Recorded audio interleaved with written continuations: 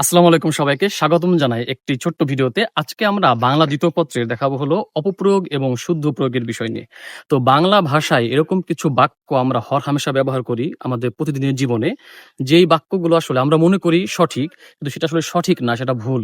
যেমন আমার সামনে এই খাতায় একটা বাক্য লেখা আছে। বাক্যটা হচ্ছে এরকম যে, "আমার কথাই প্রমাণ হলো।" অর্থাৎ শেষ পর্যন্ত আমার কথাই প্রমাণ হলো। এইটা একটা ভুল বাক্য কিন্তু আমরা হরহামেশা বলি। এটা সঠিক হবে আমার কথাই প্রমাণিত হলো। কারণ আমরা একটা বিষয় মাথায় রাখবো যে যদি কোনো কাজ করা হয়ে যাওয়া বোঝায়, যে কোনো কাজ করা হয়ে গেছে, কোনো কাজ শেষ হয়ে গেছে, এরকম বোঝালে সেই ক্ষেত্রে ইতো যোগ করতে হয়। ওই বাক্যের মূল শব্দের সাথে একটা ইতো যোগ করতে হয়। যেহেতু আমার কথা প্রমাণ হলো, তার মানে আমার কথাটা প্রমাণ হয়ে গেছে। এইজন্য এখানে প্রমাণ শব্দের সাথে একটা ইতো প্রত্যয় যোগ করে আমাকে করতে হবে প্রমাণিত।